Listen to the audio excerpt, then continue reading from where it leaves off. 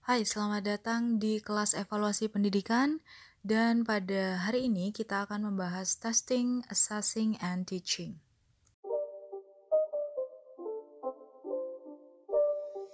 It's not a game, it's a rich thing. Okay, start from what is test. Ada 5 fungsi tes. Yang pertama, test is a method. Ya, tes ini berupa instrumen atau alat yang digunakan untuk mengukur kemampuan ataupun pengetahuan siswa. Fungsi yang kedua, test must measure general ability, specific competencies, or objectives.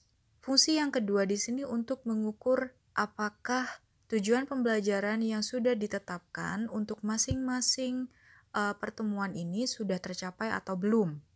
Fungsi yang ketiga, test measures individuals' ability, knowledge, and performance. Ya, kalau tadi yang diukur adalah tujuan pembelajarannya, kalau yang ketiga, yang diukur adalah kemampuan siswa atau pengetahuan siswa. Fungsi yang keempat, test measures individuals' competencies, skill, or contents. Ini lebih spesifik lagi karena kita mengukur skill-nya atau kontennya. Dan yang terakhir, task measures a given domain or certain obstacle to be overcome. Ya, during teaching and learning process, itu ada beberapa level atau tahapan yang diberikan ke siswa. Dari mulai yang termudah hingga yang tersulit. Nah, di sini tes digunakan untuk mengukur apakah untuk masing-masing obstacle atau rintangan dari setiap level ini sudah bisa tercapai atau belum.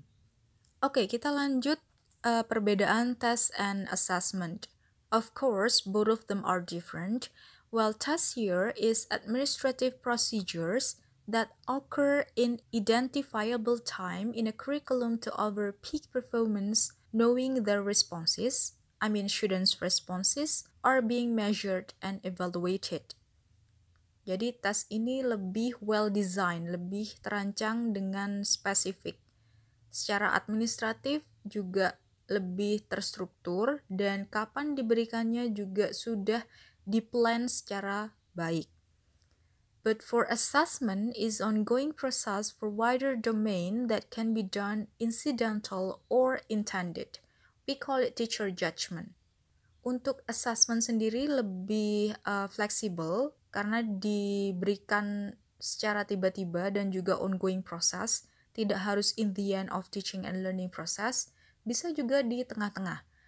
Nanti perbedaan tes dan assessment mungkin lebih detail di slide-slide selanjutnya. Okay, for the next slide, we talk about informal assessment and formal assessment.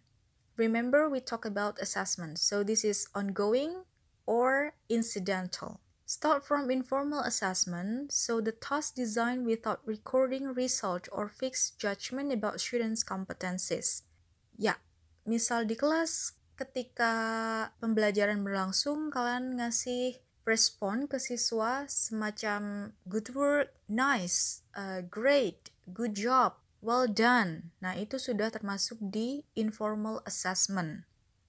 Untuk formal assessment, you give exercises which specifically designed to measure skill or knowledge. But remember, this is not test.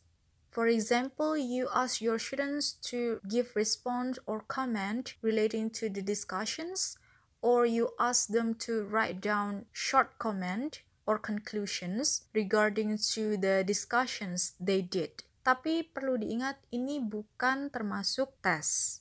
Another assessment, we have formative and summative assessment. For formative assessment, we evaluate students in the process of forming their competencies or skills.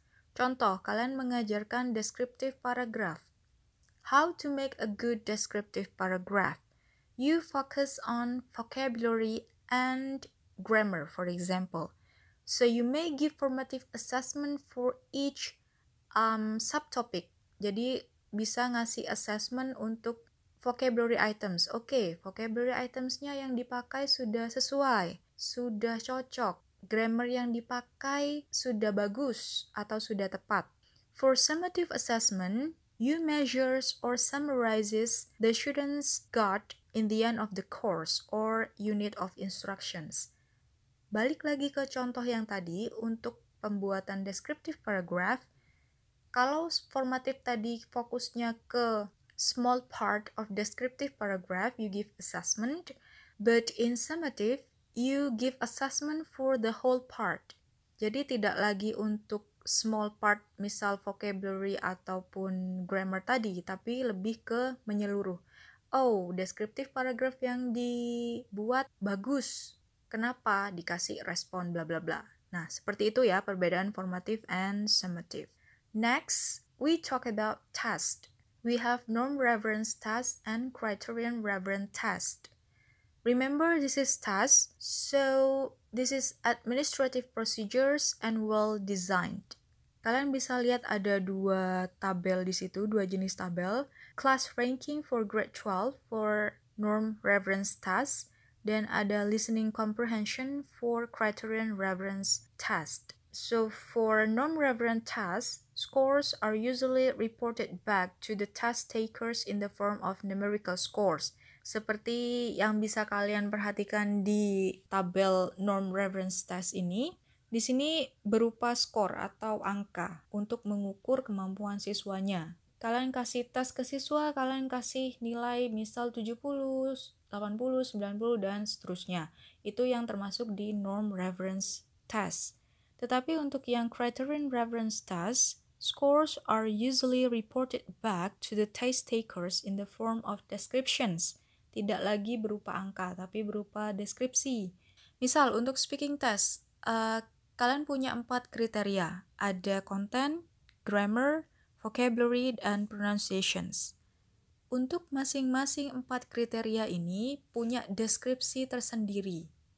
Contoh misalnya, siswa A, untuk kontennya menarik, vocabulary-nya yang dipakai sangat tepat, semuanya nggak ada yang salah.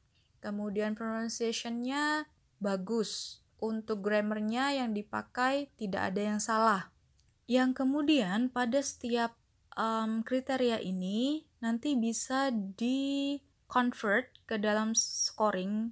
Di akhir scoringnya mereka bisa dikategorikan di apa? Misalnya dapat A, B, C, D, E, atau mereka dikategorikan beginner, intermediate, advanced, dan lain sebagainya. That's what we call criterion reference test. Mungkin lebih jelasnya nanti ketika dipraktekkan untuk criterion reference test di sini, karena agak sedikit berbeda ya jenis tesnya.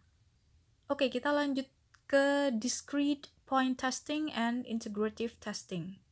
Dari kata-katanya saja sudah bisa dibayangkan. So discrete, it means separated, ya, dipisah-pisah. Because language can be broken down into its component parts and those parts can be tested successfully. Seperti yang kita tahu, dalam bahasa Inggris bisa dibagi menjadi skill dan components. Untuk skill kita punya listening, reading, speaking, and writing. Dan keempatnya bisa dikasih tes untuk masing-masing skillnya. Untuk components misalnya kita punya grammar sama pronunciation dan lain sebagainya ya. Dan itu juga bisa kita testing sendiri-sendiri untuk grammar, pronunciation juga ada tesnya sendiri. Itu yang dimaksud dengan discrete point testing, jadi dipisah-pisah, tidak dicampur. Untuk integrative testing, it kinds of 2 or more tests combined in one sections to measure student skill or knowledge.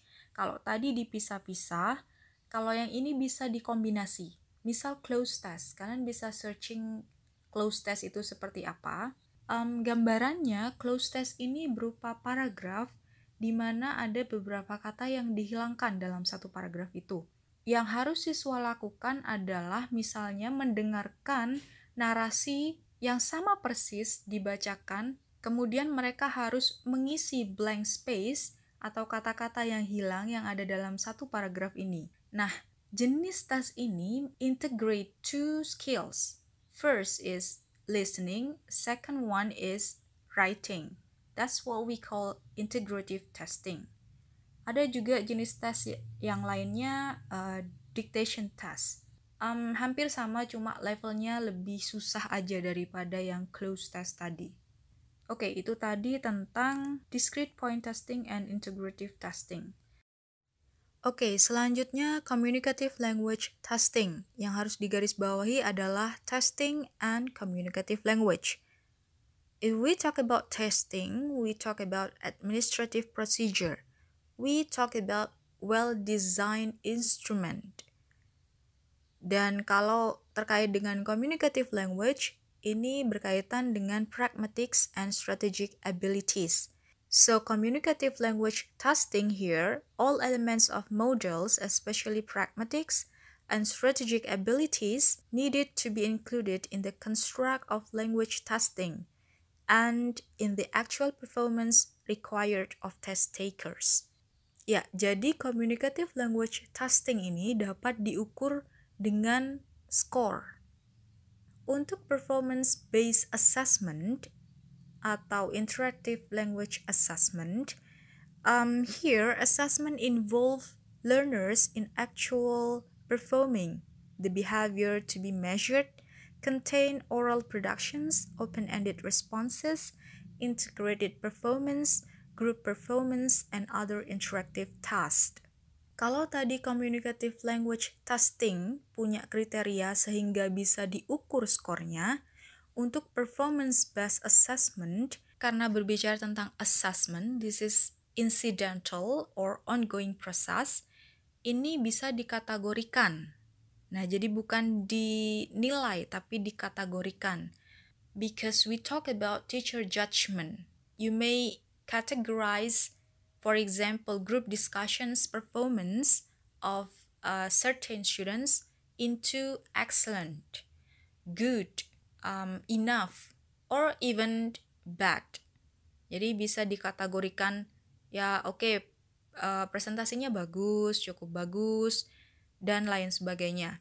So in conclusion, testing should be well designed and it kinds of administrative procedure and can be measured by giving score for the students in the form of numerical or descriptive. But for assessment, it is ongoing process and it is incidental that the teacher can judge what students got in teaching and learning process. Well, that's all about teaching, language, and testing. You may check the descriptions box below for your attendance list and see you for the next topics.